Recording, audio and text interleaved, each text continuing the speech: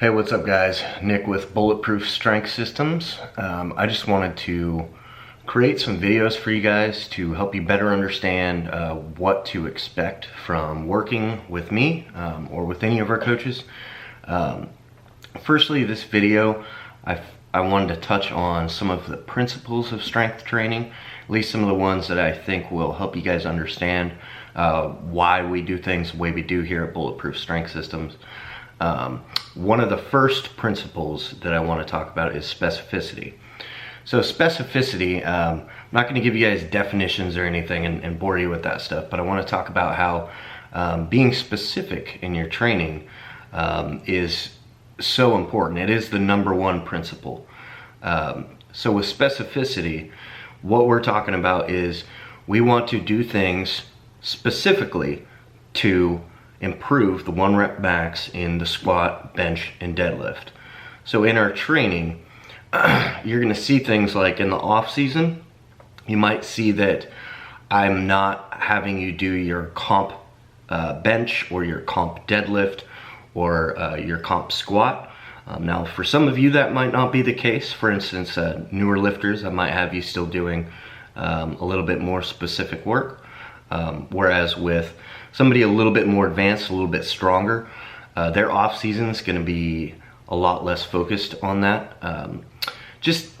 There's going to be a lot of nuance with this, but the most important thing to remember is that specificity is the most important. So as you get closer to competition, specificity is going to get higher. So the closer to competition you are, the more you're going to be doing your comp squat, your comp deadlift, and your comp bench. Secondly, we want to talk about progressive overload. Without progressive overload, specificity is kind of, in a way, useless if you are not training with increased loads over time. It's really hard to get stronger. There's going to be neural adaptations that you can gain from doing the same weight over and over, but those are eventually going to stop.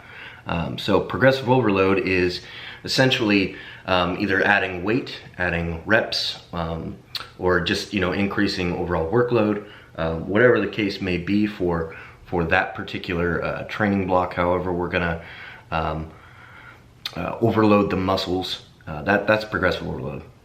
So that one's the number two. Thirdly is fatigue management. Now these first three are going to be the most important. If you have those three, you can create a pretty good training program. Now we delve a lot more, into more advanced things into your programming than just the first three. But with that said, those first three you can make a pretty damn good program with. Fatigue management is simply periodizing or organizing your training in a way that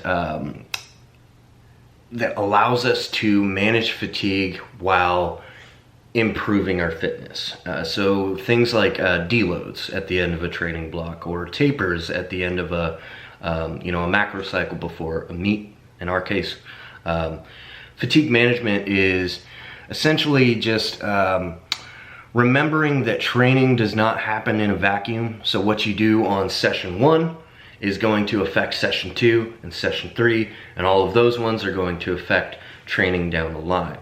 So that's going to be something that I'm going to touch on, some other aspects of training as to why you might think, wow, this week 1, this is nothing. This isn't even hard.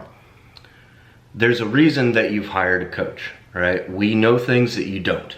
So there's going to be things that might not make sense to you as a novice lifter, but that's where the trust comes in. And I'm hoping that these videos will kind of show you the reasons why, to create that buy-in, so you understand that you can trust us, and then on meet day that it's going to be seen, because that is the only day that it truly matters.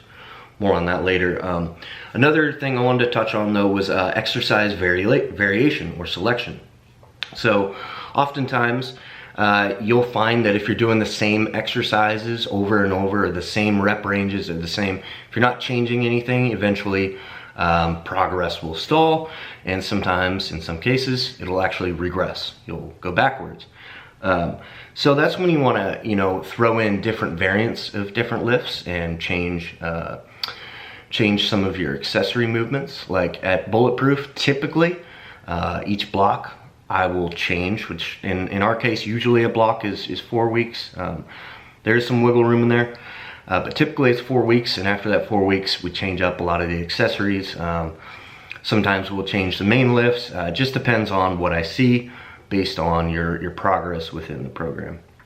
And that leads me to talk about adaptive decay, because this is something a lot of people don't understand, is that when you are doing those exercises over and over, adaptive decay is like a sub-principle that talks about, or a sub-principle that will explain why you regress in those lifts and why overuse injuries happen. Adaptive decay kind of explains the why behind that.